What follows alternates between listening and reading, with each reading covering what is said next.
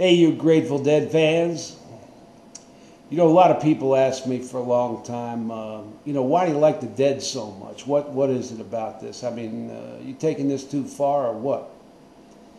And really, that's the second question. The first question is, why do you like music? And I'll tell you why. Because, I was a bedroom player for a long time till, a few years ago, and then I started getting heavy into it and playing. But I found that in a world of confusion and doubt and ambiguity, otherwise known as bullshit, music is, when you're playing it, is something you cannot bullshit. It is either right or it is wrong, and there's no doubt about it. There's no debate, there's no argument. You either played the right note or you didn't. Which brings me, now we get to the second question: why do you like the Dead?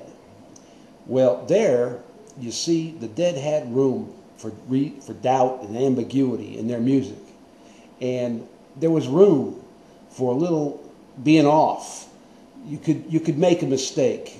Jerry made more mistakes, I heard some, but that was part of what he was doing. It sounded good because you could see the guy was going for it. He was always going for it. He was trying to get to another place. And along the way, he'd get off the trail, but that's okay. And everybody loved, it didn't matter. Nobody cared. The guy was going for it. So there you go. I mean, on the one hand, there's no doubt, no ambiguity, and on the other hand, there's plenty of room for all of those things. So you put it all together. I don't know what it all means, but that's what appealed to me. Now, look, we're going to get to Touch of Grey in a minute here, but I thought you might like to see a little clip of here at J Darks. We're trying to get things better for you because you just keep loading on the train here, and we're pulling a lot. We're pulling. 100 over 100 of you, and now we gotta try to make it better. We gotta keep you interested, because if we're gonna bother to do this, might as well be good. Why waste everybody's time doing something that's no good? So here you go. This is a little peek into the inner workings of jdark.com. All right, now look, you guys, I'm really concerned that we're not getting the message out here on jdarks.com.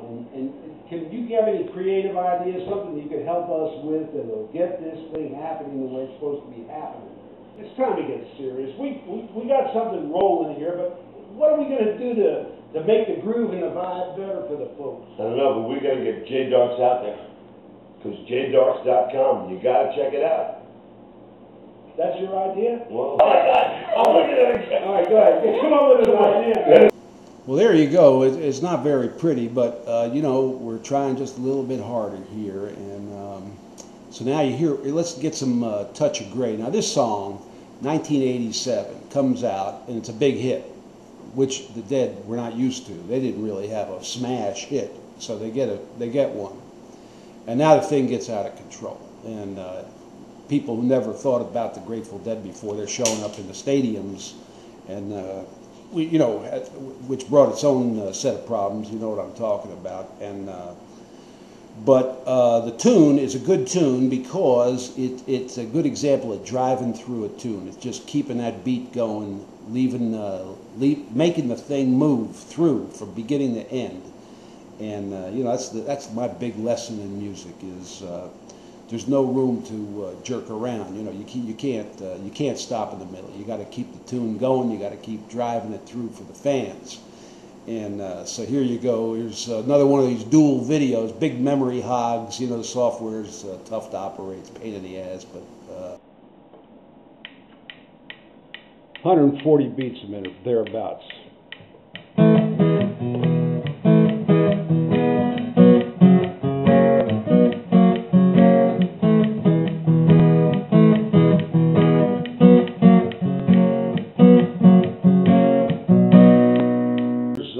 Here's the first little intro thing, or it's the intro. Hang on.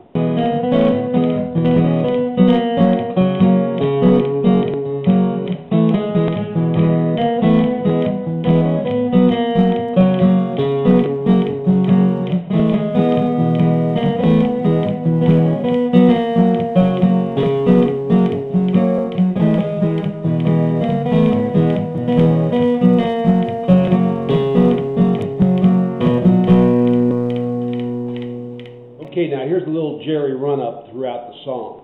I will survive.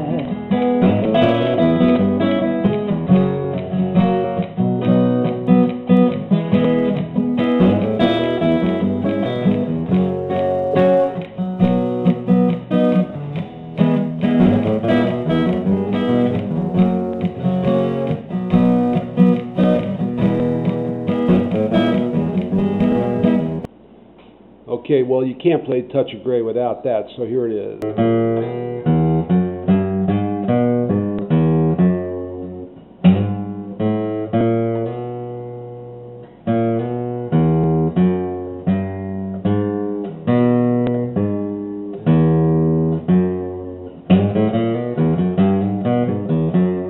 Okay, then you got the bridge, you know,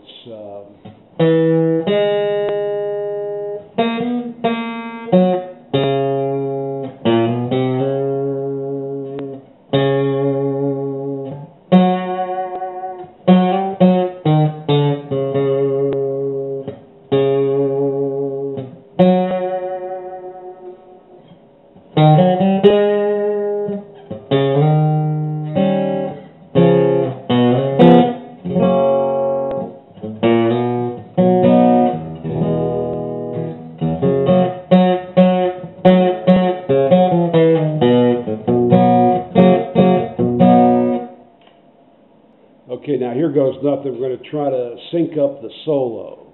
Be back in about 2 hours. Hang on.